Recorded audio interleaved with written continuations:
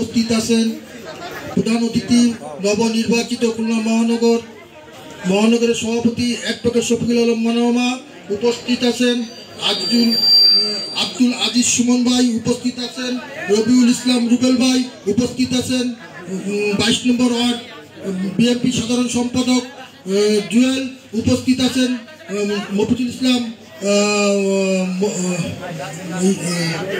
বেশি কথা বলবো না, একটা কথাই বলবো, এই ওয়ার্ডে কখনোই যুবদলের কমিটি সেই 90-92 সালে হয়েছে। তারপরে শহীদুল ভাই, মুকুল ভাই, ইরাই গেল 20 বছর টার্মসে টানার পরে আপনার পরে 3-4 বছর ধরে একটা কমিটি পাইছিল ইরা ভাইয়ের মারফতে, কিন্তু ইরাই সবসময় ছিল যুবদল নিয়েছিল। আপনারা এই 5ই আগস্টের পরে যারা আসছে, যারা করছে, আপনারা সেটা যাচাই বাছাই করে যে এটা দুজনকে বিবেচনা করবেন। ইরাই এই 22 নম্বরে ঘাটিয়ে ব্যয় দুর্দিনের সময় এরা লক্ষ লক্ষ টাকা ব্যয় করে কোনো পোস্টের আশায় যুবদল করে নাই, পরে তারা পোস্ট পাইছিল।